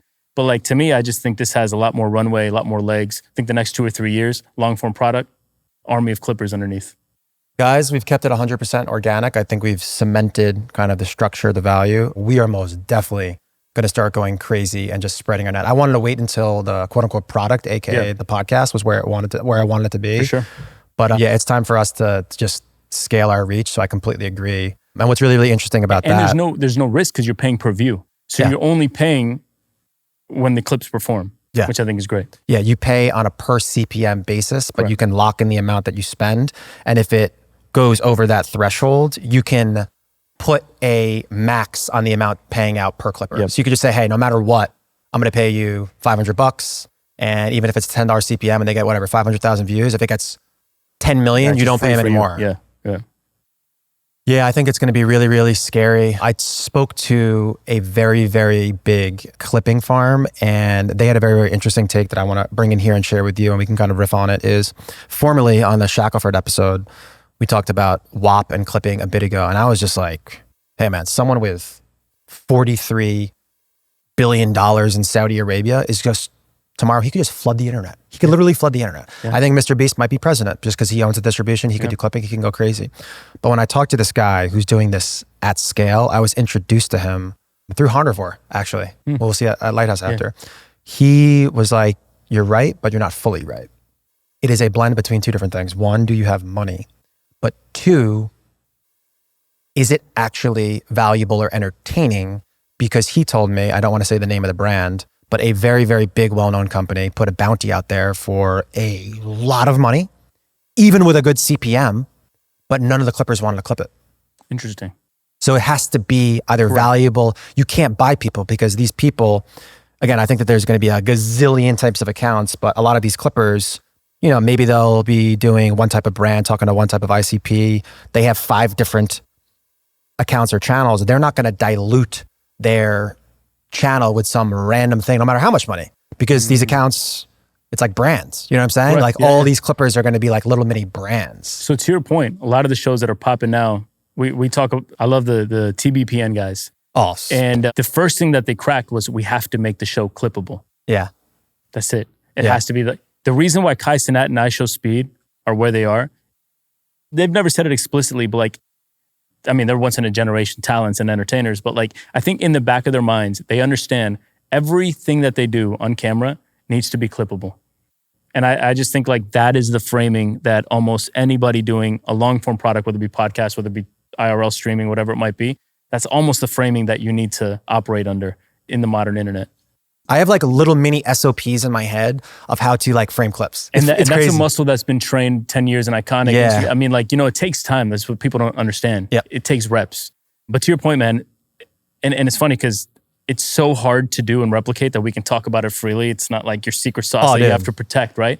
But the reason that this show is going to win and you're going to get all the biggest guests in the world, to me, you're incredible conversationalist, the question, the branding, the packaging, but it is that like instinctive understanding that you have of how to play that game. Reason why is because imagine the value that you're bringing to somebody come on the show. They know they're going to get 10 clips that all have viral potential. That are pretty. All super well packaged. That are pretty. That like the lighting is good. Oh my God, like they don't have to worry about how they look or whatever it might be.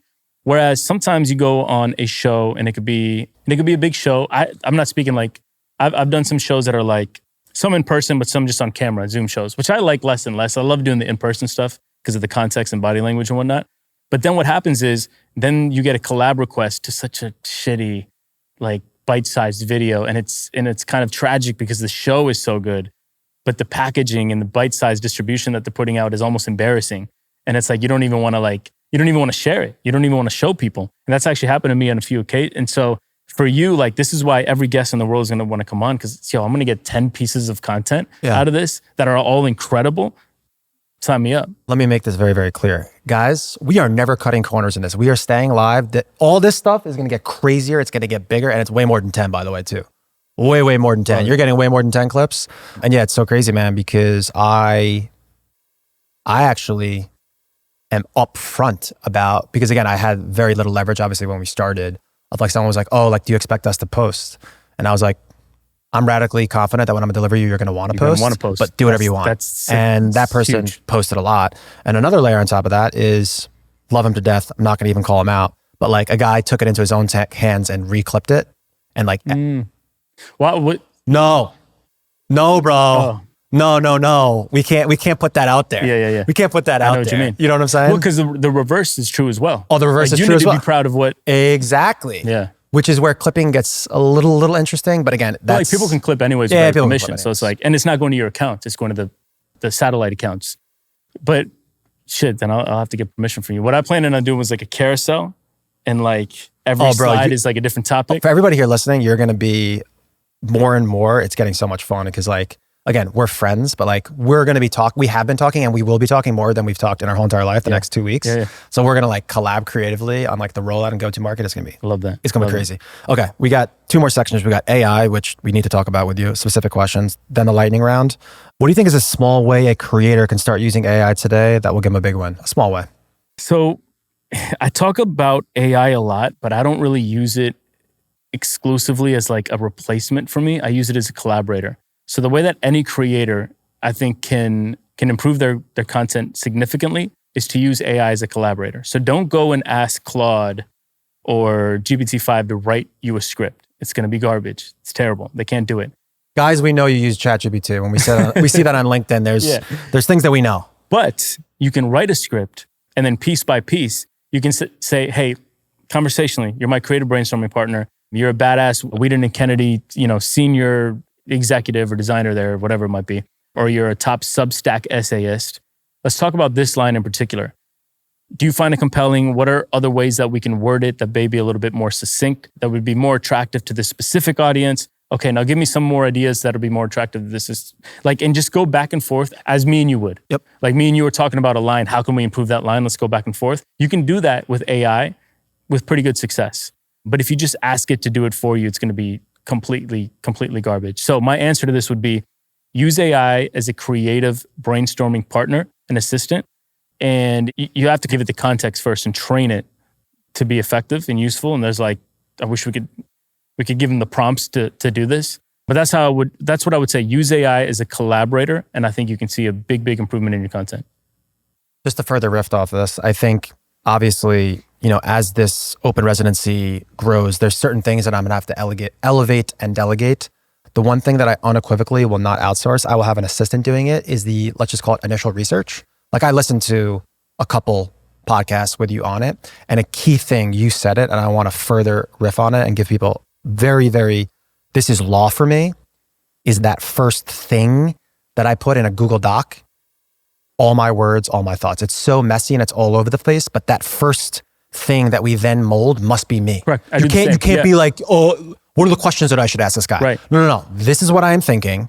And then, help me mold this better. You said it much better than me. I completely agree. I want to keep firing away some AI stuff. So Dario Amati predicted 50% of entry-level white-collar jobs could be wiped out by AI. Do you see that happening? And how should people adapt? 50% of specific particular ones, maybe, right? But like other jobs will be created because of it. In general, I want to say like a lot of the AI doomerism is more annoying than like the AI ultra sensationalism because it's designed for clicks. I don't know what the game some of these guys are playing. I don't know if, Moat is trying to position Anthropic as like the ethical AI company. And so this is probably part of his larger branding.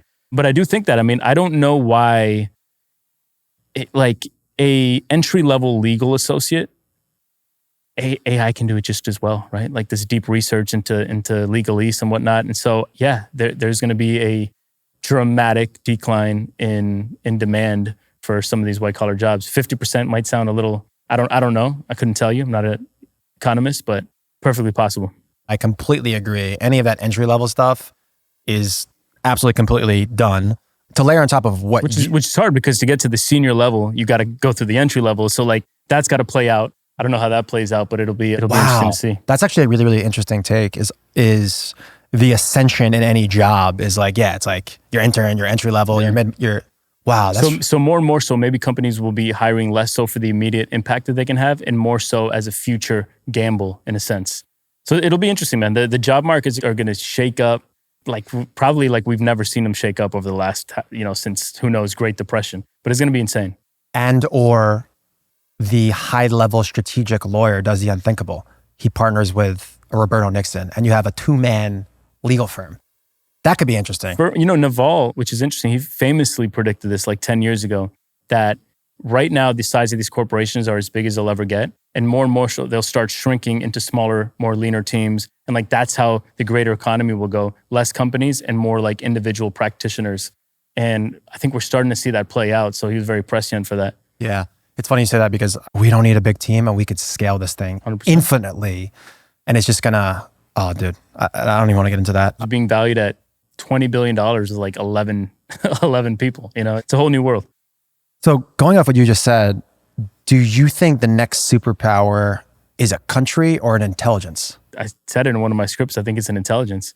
I think that everything we do, I already think there's probably people like vibe coding and like vibe marketing. I think there's vibe legislating happen 100% right now. Maybe not to these a 73-year-old senator from Kentucky, but I guarantee you his staffers are drafting legislation with the help of AI, right? This is why it's so important. I think AI is probably overrated in terms of the effect that it'll have on like creativity or the job market, et cetera. Probably underrated at the macro level, like geopolitical, because eventually we will have an AI president, not like the actual machine be president, but the president run everything or his staffers run everything through a specific intelligence.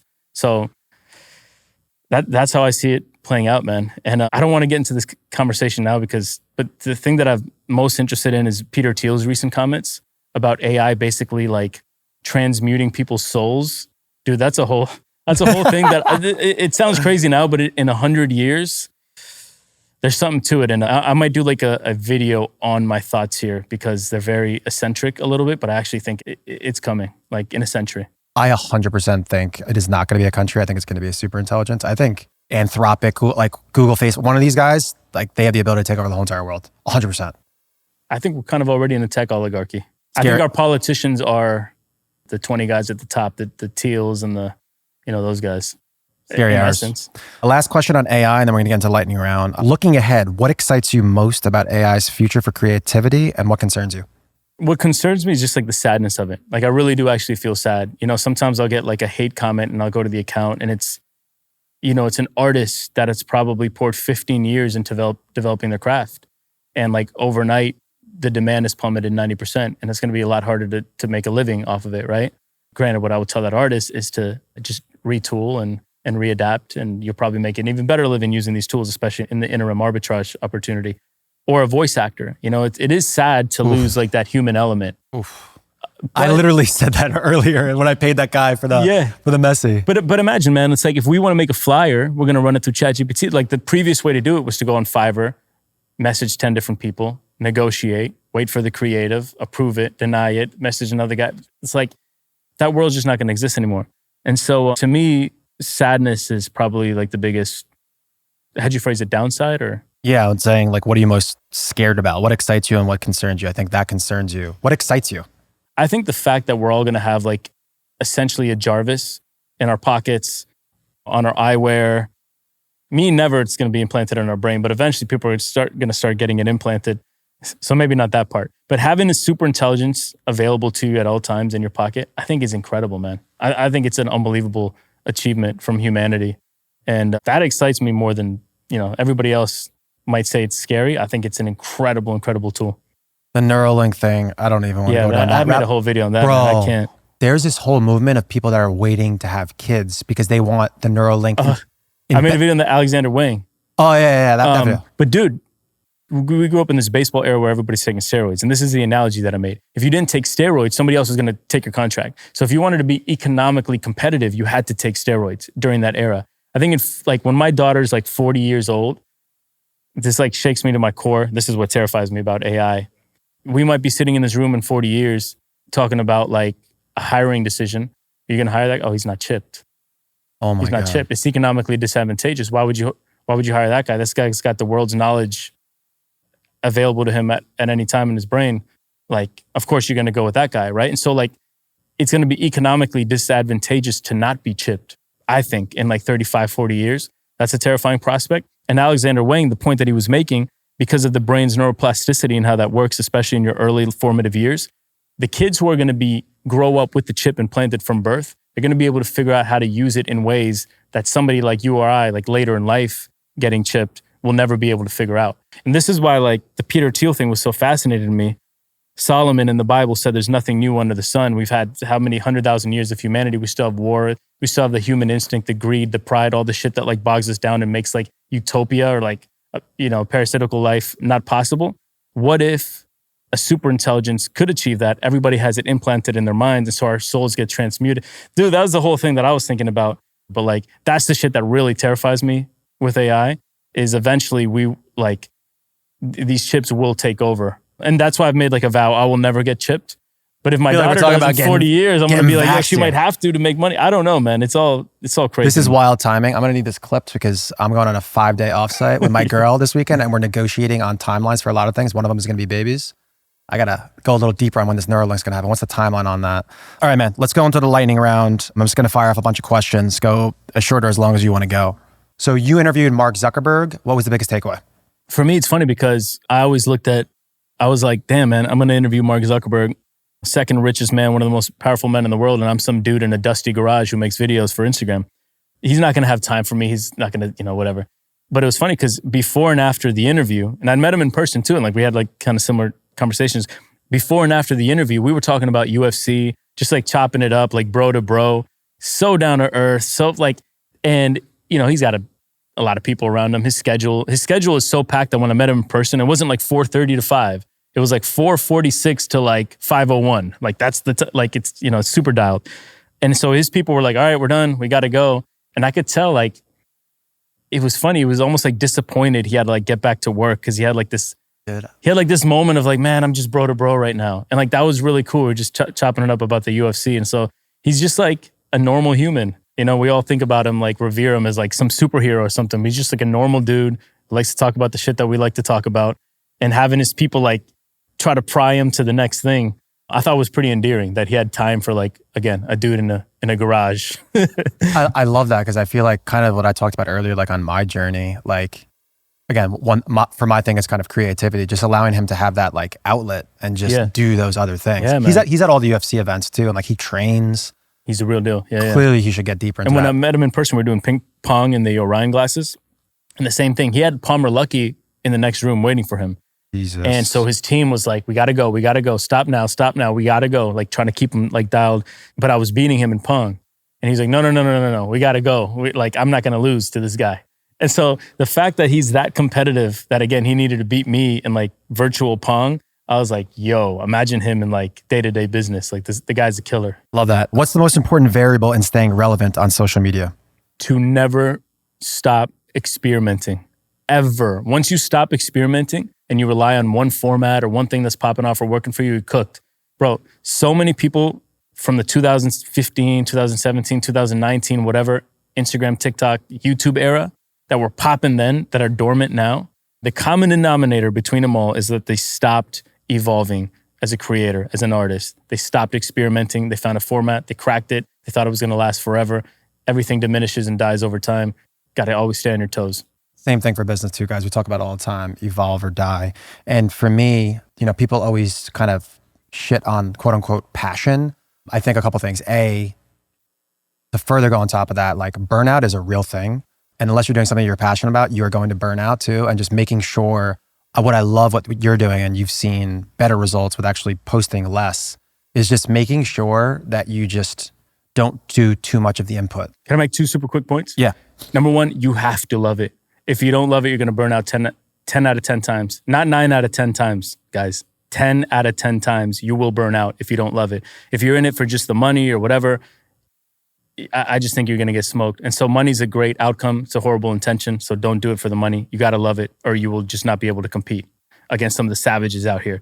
And then 2, regarding burnout, one of the reasons that I haven't burnt out, I don't think I ever can now, is because when you do it in service of others, right now it's for my kids, man. I can't burn out. I got to make a good living for them. I do it for the audience. Create to serve is my foundational mantra. When you do it for yourself and just like the numbers, the money, the followers, the views, nothing goes up and to the right forever. So generally when you plateau or stagnate or whatever, that's when burnout happens. But when you do it for others, it's like a certain strength that comes to you. And I feel like you're almost like invulnerable to the burnout. So like those are my two like macro points on burnout. You've seen the creator economy evolve a lot. What do you think is most misunderstood about it? How much work it is, man. Like how it's an actual thing. Less and less so now because it's like now entrenched into the zeitgeist. But there was a time where creators and influencers were just looked at like vanity, lazy people. But it's a real job. I think it really adds a lot of value to the world. And so I actually look at it as a responsibility in a way. What's the best investment you ever made in yourself? Shit. The best investment I ever made in myself was that laced weed that I smoked when I was 18. It probably cost me $18 of swag with some PCP. Oh, God. That because it set me on the journey that I'm on today. Some people got mad that I curse. I don't try and curse, guys. Me neither, man. Like, I'm actually trying to tone I don't that try down. and curse. I even beat my cursing in my content now. Oh, do you? I don't like it that much. Like examples like that. Like I'm keeping that. I think that's really very, very relevant. We need to keep that. Yeah. We're all imperfect, man. So. What's the one thing you think every creator should stop doing immediately? Optimizing for views. Because I just think it's such a trap. It's such a trap. And I see so many creators that I know personally that I probably should say, but they might think I'm hating. I can just see that they're putting themselves into a corner that they might not be able to get out of. So stop optimizing for views, start optimizing for respect and depth and affinity with the audience. Bars. All right, last 5 questions that I asked everybody. Favorite book or podcast and why? My favorite podcast is actually not Up in Smoke, All the Smoke.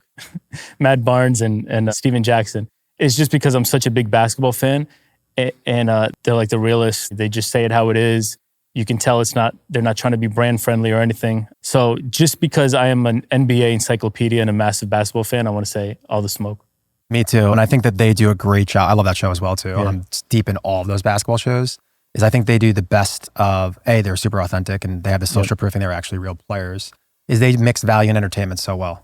They're just messing around. Another one that I want to shout out that I've been into lately is The Pivot Oh, it's great so, too. like Taylor and Ryan Clark and those guys. Yep. It's just because when you come to a podcast for the subject matter that you're interested in and you stay for the soul and the heart that they put into it, I think that's a magic sauce, man. I think Stephen Bartlett is where he is because like he gets like into the character and the emotions of the people that they're talking with, and I really respect that. Me as well too. Entrepreneur or brand that you want to give flowers to, and why? Yeah, this might be like a little bit of a weird one, but Noel Diesel on Instagram, I think he might be the best creator in the world right now, dude. I don't know if it was Gary Vee who said this, but when you see an elephant, it's not that interesting. But when you see an elephant on a unicycle, it's very interesting. This guy's like an elephant on a unicycle in like a pink pasture of flowers. Like this guy combines the shit that you would never expect to be combined. And he's so masterful at it. And his audience is like cult following and so loyal. I think he's just so unique. And every time he posts, I have to consume it. I think it's so mesmerizing me. That is amazing. There's been so many of these that people have said, and I've almost all of them outside of, I think, Adrian Purr. I had never heard of these people. So Adrian's an animal too, man. Oh my God. But check out Noel Diesel. Noel Diesel. All right, man. I had an amazing time. Where can they find you? RPN on YouTube, TikTok, Instagram. I'm working on it on Twitter. Guys, I have known you, I don't even know now, 5, 6, 7 years. A couple things. I think your career arc and a very, very underrated skill set, which I think I understand and know how to do, is the ability to reinvent yourself. You've done that multiple times since I've met you, and you've done it at very, very high levels. So I just wanted to give you your flowers for that first and foremost. And I think second, I'm getting to that time right now too, is I have so much respect. And again, I come from the world of like hustle, hustle, hustle. I just have so much respect. And Sahil really changed my life, his book and that podcast of like how you navigate your life, what you're doing now with your kids, prioritizing the right things, yet still dominating on the business side. So I'm happy that you came. I can't wait for the world to watch this. And this should be behind a paywall. I'm just going to leave it at that. Yeah, man. Well, dude, I appreciate you. Last thing I want to say is, I wake up every morning and I get to hang out with my family and my kids all day and make videos about the stuff that I'm genuinely interested in and make a good living doing so. I'm living a dream, and I'm just so grateful for the time period that we live in, man. The internet is magic. And if I can do it, anybody can do it 100%. I'm not that special. I just love this game. So if you love it, you can do it, man. Amazing. Like and subscribe. Adios. What's up, guys? If you guys got this far in the episode, I would assume that you enjoyed it. If you got any value, it would mean the world if you hit the subscribe button, give it a like, post a comment, tell a friend. We could keep going bigger. Bigger guests, bigger locations, more value. See you in the next episode.